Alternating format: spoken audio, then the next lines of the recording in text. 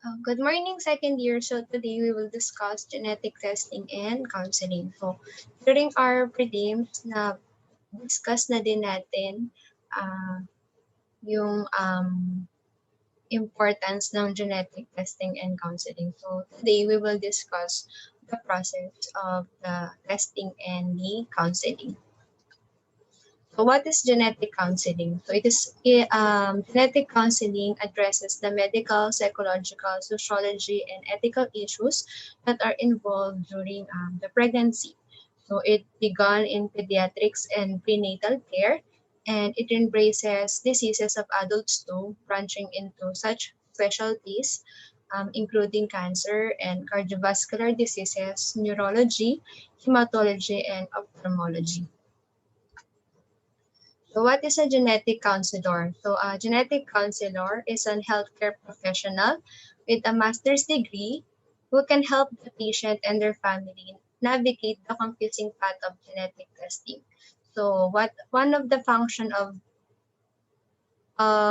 genetic counselor is to interpret a DNA test, explain the uncertainties, and suggest ways to cope with anxiety, fear, or guilt associated with taking genetic tests or not taking them. So, our genetic counselors work directly with patients as part of healthcare team, typically at medical centers and hospitals. So, they provide detailed information on the condition and refers to the family to support groups. Also regularly communicate with the physician and other healthcare professionals, and they are also important parts of the teams at molecular diagnostic laboratories where they guide the physicians in ordering and interpreting tests. So our genetic counselors are the one that talks with the parents, the family of the patient or of the unborn fetus, usually during prenatal care, especially if the parents, the mother or the father, have certain genetic disorder that runs in their family. So the genetic counselor will be the one to support them and guide them on what to do next. So genetic counseling begins with a discussion of the family's health history. So using an online tool or pencil and paper, the counselor constructs a pedigree, then deduces and explains the risk of disease for particular family members. So the counselor may initially present possibilities and defer discussion of specific risk and options until test results are available.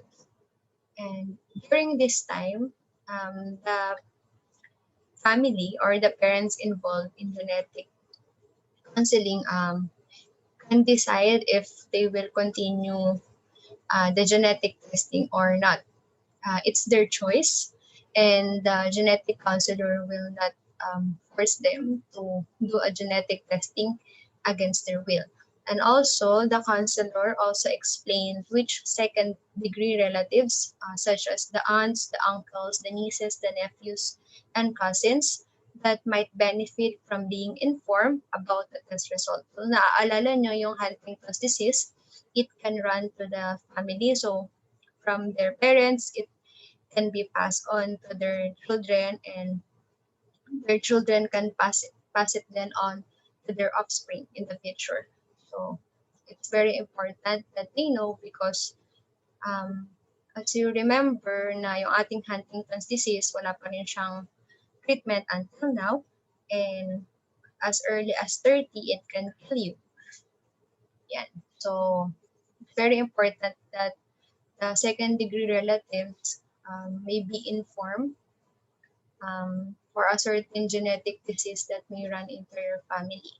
And lastly, genetic counseling links the patient to support groups and appropriate services and thus follow-up contact. So what are the types of genetic counseling?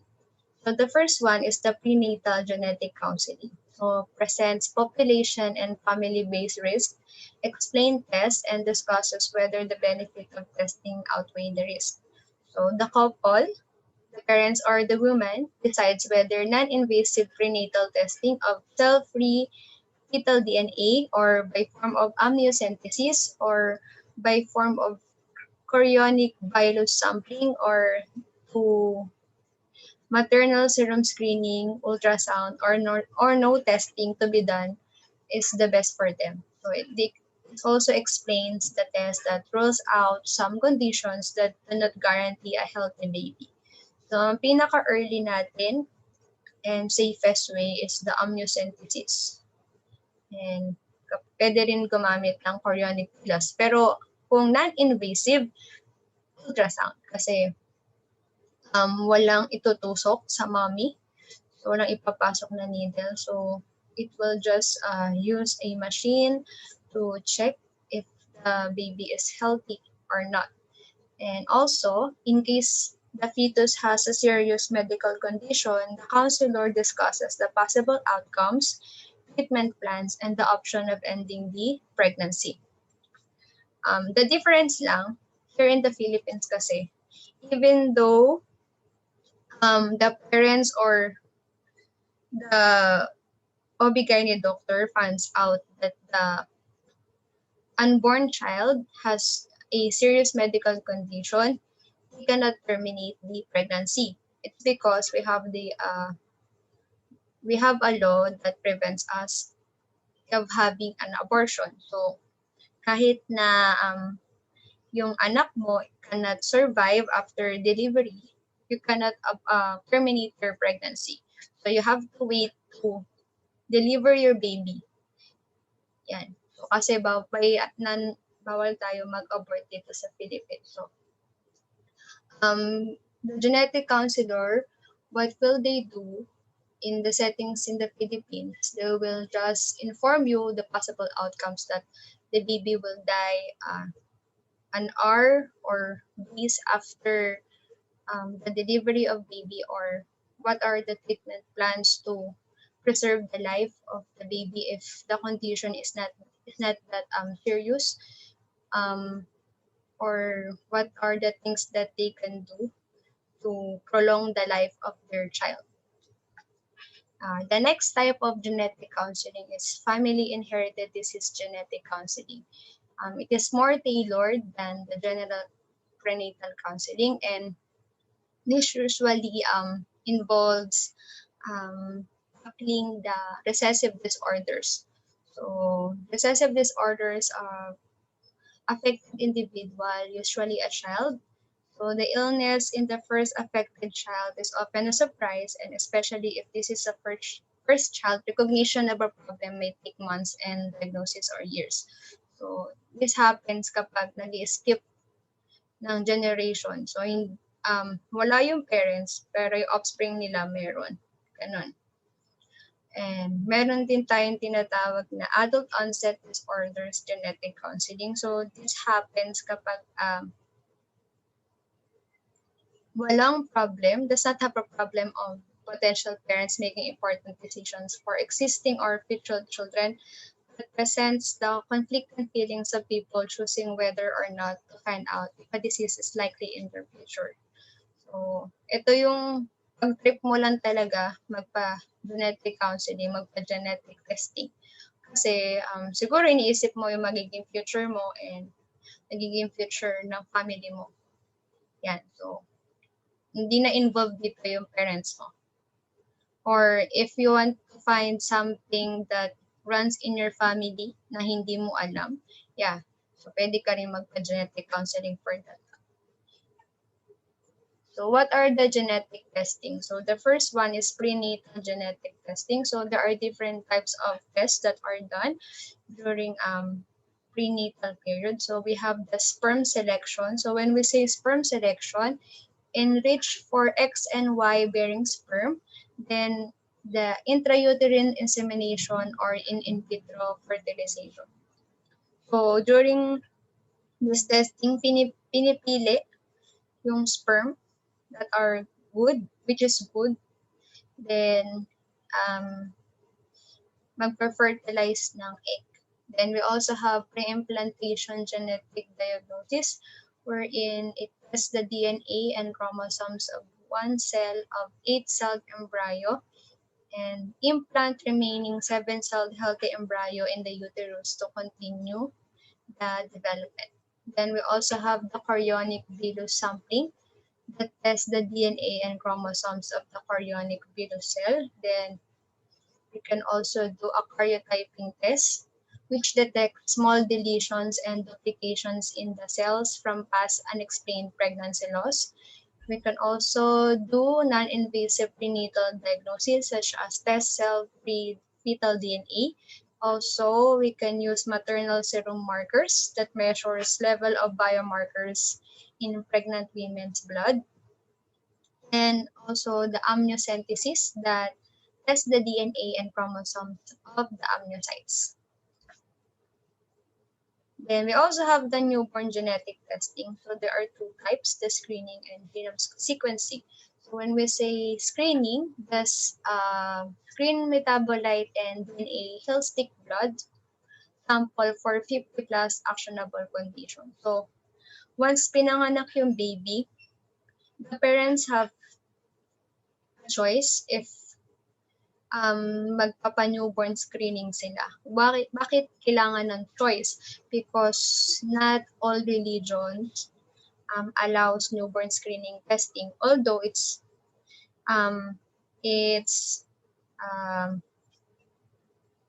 mandated by the government na lahat ng children, it's a right of the baby to have a newborn screening. Pero syempre, we still respect the religion, such as the Muslims, kasi they don't want the newborn screening kasi tutusukin mo yung bata at pagkapanganak, so may dugo agad. So parang it's against their religion. Yan. So, hindi nila malalaman kung merong certain problem yung anak nila. Tapos, kung sakaling mamamatay, unknown cause. So, malalaman lang yung pagkamatay ng baby during autopsy. And we also have genome sequencing, or the sequencing of genomes or large samples of newborns to assess clinical value. Then we also have child genetic testing. So we have two types, the chromosome microarray analysis that detects small deletions and duplications associated with certain phenotypes, and exome sequencing, or diagnosing unrecognized syndromes or atypical cases. Family comparisons reveal de novo or inherited mutations in children. So this children genetic testing, usually ginagawa siya if yung certain genetic disorder lumalabas lang once the child grows up. And wala siya during newborn or fetal stage. Then lastly, we have the adult genetic testing. So there are different types of genetic testing that can be done in the adult. So our first type is the Dor-Yeshorib. So this test is for Jewish family, or may tawag dito, sa pedigree nila is may lahi sila na Jewish. So this is done for them. Then we also have the sickle cell disease that are tests for athletes and carriers are at risk for symptoms. And we also have the comprehensive carrier testing, up to 500 tests for heterozygotes for single gene diseases. Then we also have the population carrier screen that tests for heterozygotes for disease more prevalent in certain population group. Then ancestry testing. So the Y chromosome and the mitochondrial sequences point to geographic origin. So DNA markers identify distant cousins. Then we also have forensic testing. So copy numbers of STRs in crime scene or during disaster evidence. Then for military, so identify remains of dead soldiers. So it also used for testing for possible risk for this depression, post-traumatic stress disorder, or to detect rapid infection diagnosis. Then we also have susceptibility testing, so used for BRCA cancer diagnosis and Alzheimer's disease. Then we also have pharmacogenetics. So this is used for drug efficacy and check for adverse effect and dosage.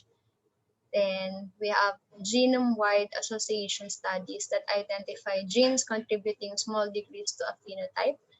Then we also have the paternity testing. So to check if the child's genome and the father's genome is the same. Then the centenarians or the test that identify gene variants that extremely old people share. So what are the three types of genetic tests?